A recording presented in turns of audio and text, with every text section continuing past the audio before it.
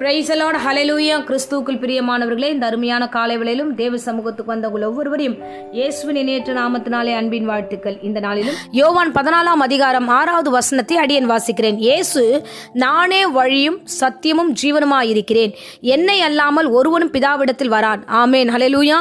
ஒரு நேர்த்தியான வேத வசனம் கர்த்தர் சொல்கிறார், நான் தான் வழி, நான் தான் சத்தியம், நான் தான் ஜீவனாய் இருக்கிறேன் என்று. இன்னைக்கு நாம ஒரு வழியை செலக்ட் பண்ணுகிறோம்.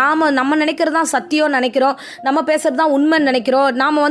நம்ம உயிர் வாழ்வதே நம்மளால தான் சில நேரங்களில் மாம்சரிகமாகவே நம்ம ஓடிக்கிட்டு இருக்கோம். ஆனா வசனம் சொல்லுது, தேவன் தான் உங்களுக்கு வழியை காண்பிக்கிறவர், தேவன் தான் சத்தியத்தில் நடத்துகிறவர், தேவன் தான் உங்களுக்கு ஜீவனை கொடுக்கிறவர். அல்லேலூயா. இந்த நாட்கள்ல நாம சத்தியத்தோடையும் வழியோடையும் ஜீவனோடு இருக்கிறோம்னா அது தேவன் நமக்கு நியமித்த பாதையில நம்ம போயிட்டு இருக்கோம். இந்த நாட்களில் தேவ சமூகத்துல நீங்க உங்களை அர்ப்பணித்து ஒப்பு கொடுக்கணும். வசனம் சொல்லுகிறது, என்னை எல்லாமல் ஒருவனும் பிதாவிடத்துல. அப்போ இயேசு இல்லாம நம்ம வாழ்க்கையில ஒரு காரியம் கூட நடக்காது. அதுதான் இன்னைக்கு மெசேஜுடைய முக்கியமான காரியம். நீங்க இயேசு இல்லாம நீங்க என்ன முயற்சி பண்ணாலும் அது வாய்க்காது. இயேசு தான் வழி. அவர் வழியா தான் நீ ஆசீர்வாதத்தை பெற்றுக்கொள்ள முடியும். அவர் வழியா தான் உங்களுடைய வீடு வாசல்களை கட்டி முடிக்க முடியும். அவர் வழியா தான் திருமண காரியங்களை ஒழுங்கு பண்ண முடியும். அவர் வழியாக தான் உங்களுடைய எதிர்காலங்களை ஆசீர்வாதமாக அமைக்க முடியும். அவர் வழியா தான் ஊழியங்களை செய்ய முடியும். அவர் வழி இல்லாம நம்ம இயேசுவை அல்லாமல் சுயமாகவோ நண்பருக்கு சொல்கிற விதமாகவோ உறவினர் சொல்ற விதமாகவோ நம்ம பல வழிகளில் நம்ம யோசிச்சு போயிட்டு இருந்தோம்னா அந்த வழி வாய்க்கப்படாது. ஹல்லேலூயா. அதான் வசனம் சொல்கிறது, என்னை அல்லாமல் உங்களால் ஒண்ணுமே செய்ய முடியாது பிள்ளைகளா என்று தேவன் ஒவ்வொரு முறையும் யோவான்ல அநேக இடங்களில் சொல்லியிருப்பார். இயேசு மாத்திரம் தான் நம்முடைய வழிகள் வாய்க்கப்பட முடியும். ஆமென், ஹல்லேலூயா. ஏன்னா சில நேரங்களில் மாம்சமான யோசனைகள் நமக்கு வருவது உண்டு.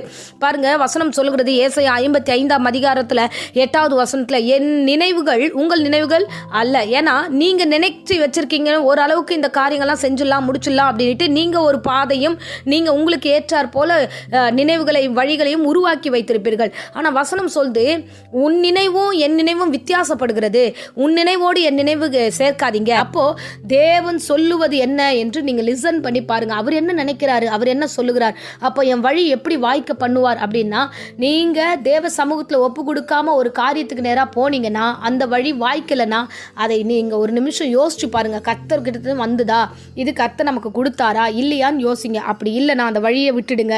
ஸோ நீங்க தேவ சமூகத்தில் காத்துருங்க. கர்த்தர் உங்களுக்கு என்று வேதத்தில் பேசுவார், தரிசனத்தில் பேசுவார், உங்களோடு அவருடைய வழியை காண்பித்து அருள்வார். ஆகையால தேவ சமூகத்தில் உங்களை நீங்கள் அர்ப்பணிங்க. ஆமென், ஹல்லேலூயா. ஒரு வித்தியாசமான வார்த்தை தான் பாருங்க.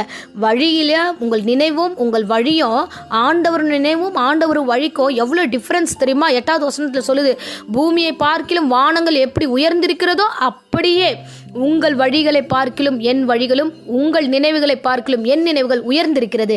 அப்போ நம்முடைய நினைவு நம்முடைய வழி கீழே இருக்கு, அவருடைய வழியும் அவருடைய நினைவும் உயர்ந்திருக்கிறது. அப்போ நம்மளது பெட்டரா அவரது பெட்டரானா தேவ சமூகத்தில் உங்களை அர்ப்பணிச்சுடுங்க. உங்கள் வாழ்க்கையை ஒப்பு கொடுங்க, தேவ சித்தத்துக்கு அர்ப்பணிங்க. அது மட்டும்தான் கர்த்தர் காரியங்களை வாய்க்க பண்ணுவதற்கான வழிமுறைகள். அல்லேலூயா. இல்லை ஆண்டவரே, நான் நிறைய விஷயத்தை யோசிச்சுட்டேன், நான் நிறைய விஷயத்தை செய்யணும்னு பிளான் பண்ணிட்டேன், இதுவோ அதுவோ எதுவோ வாய்க்கட்டும் அப்படின்னு சொல்லிட்டு போல வழி இதுவே, இதிலே நடவுங்கள் என்ற சத்தம் உங்கள் காதுகளில் கேட்கும் என்று வேதம் சொல்லுகிறது. ஆகையால முக்கியமான முடிவுகளாகட்டும் நிகழ்வுகளாகட்டும் தேவ சமூகத்துல காத்துருங்க, தேவ சமூகத்துல அர்ப்பணிங்க. அநேக வேதத்துல நம்ம வாசிப்பது உண்டு, அநேக தங்களுடைய வாழ்க்கையை அர்ப்பணித்தார்கள். அவர்கள் தேவ சமூகத்துல அநேக ஊழியர்களாகட்டும் அநேக பக்தர்களாகட்டும் எல்லோரும் தேவ சமூகத்துல அவருடைய வழிக்கு ஏற்ப நடந்தார்கள். அதே போல உங்களுடைய வாழ்க்கையில நீங்கள் ஒப்பு கொடுங்க. மோசேவாகட்டும், தாவீதாகட்டும், யோசேப்பாகட்டும் ஆண்டவருடைய சித்தத்துக்கு ஒப்பு கொடுத்தார்கள். ஆண்டவர் அற்புதமான காரியங்களை அவங்களுடைய வாழ்க்கையில் அவர் செய்ய வல்லவராக இருந்தார். இதே இடத்துல பார்த்தீங்கன்னா லோத்துடைய மனைவி இல்ல அப்படின்ட்டு அவ போற வழியை விட்டு திரும்பி பார்த்தா, அவர் அந்த வழியில் அவருடைய வாழ்க்கை அழிந்தே போனது. இன்னொரு இடத்துல பார்க்குறோம், லோத்து ஆண்டவர் சொன்ன வழிக்கு போகாம அவனே ஒரு மலையை செலக்ட் பண்றான். அந்த இடத்துல அவனால நிம்மதியாக வாழ முடியல, பெண்கள் சாபத்துக்கு நேராக மாறுகிறார்கள். ஸோ கர்த்தர் என்ன வழி கொடுக்குறாரோ வெயிட் பண்ணுங்க, கர்த்தர் கொடுக்குற வழியில கடந்து போங்க. அந்த வழியில போனீங்கன்னா ஆசீர்வாதத்தின் நிறைவை நீங்கள் பெற்றுக்கொள்வீர்கள். ஆமென், ஹல்லேலூயா. ஸோ இந்த நாட்களிலும் தேவ பிரசன்னம் உங்களோடு கூட இருந்து உங்களை நடத்தும். அடியேன் ஜெபிக்கிறேன். அன்பு ரட்சகா, இந்த அருமையான வேலைக்காக நன்றியோடு ஸ்தோத்திரம் பண்ணுகிறேன். பிள்ளைகள் ஒவ்வொருவரையும் ஆசீர்வதிங்க ஆண்டவரே. எதிர்கால குறித்ததான திட்டங்கள், குழப்பங்கள், பலவீனமான சிந்தனைகள் இந்த பிள்ளைகளை வாட்டி கொண்டிருக்கிறது. எல்லாவற்றையும் உண்டு பண்ணுகிற சாத்தானை இயேசுவின் நாமத்தில் சபித்து கட்டுகிறேன் ஆண்டவரே. உம்மோடு பயணிக்கிறதை தவிர வேற ஒரு வழியை நாங்கள் எடுக்கல ஆண்டவரே. இந்த விசுவாசித்து ஒப்புக் கொடுக்கிற பிள்ளைகளை ஆசீர்வதியும். வேலையாகட்டும், வாழ்க்கையாகட்டும் ஆண்டவரே, வீட்டின் காரியமாகட்டும் ஆண்டவரே, உறவு முறையாகட்டும் எல்லாவற்றையும் உம்மண்டையில் உம்முடைய பாதத்தில் அர்ப்பணிச்சுட்டு செய்கிற எல்லாவற்றையும் ஆசீர்வதியும். தொடர்ந்து காத்துக்கொள்ளும் என் பிள்ளைகளோடு. இந்த வேளையில் யாராகிலும் வியாதியோடு பலவீனத்தோடு ஆண்டவரே, இந்த வேளையில் அப்பா உங்களுடைய சமூகத்தில் இருந்த ஆண்டவரே, அப்பேற்பட்ட பூரண சுகத்தை கட்டளையிடுங்க. ஆசீர்வதிங்க. தெய்வீக கரமும் கிருபையும் கூட இருக்கட்டும். உபவாசங்கள் எல்லாவற்றையும் அங்கீகரிங்க. பிள்ளைகள் ஒவ்வொருவரையும் ஆசீர்வதிங்க. தேவ சமூகத்தில் காத்திருப்பது நல்லது, தேவனுடைய வார்த்தைக்கு கீழ்ப்படிவது நல்லது என்று ஆண்டவரே இந்த பிள்ளைகளுடைய வாழ்க்கை அர்ப்பணிப்பின் வாழ்க்கையை மாறட்டும். ஆசீர்வதியும் வழி நடத்தும். இயேசுவின் நாமத்தில் ஜெபிக்கிறோம் ஜீவனுள்ள நல்ல பிதாவே. ஆமேன். Amen. Praise the Lord. God bless you.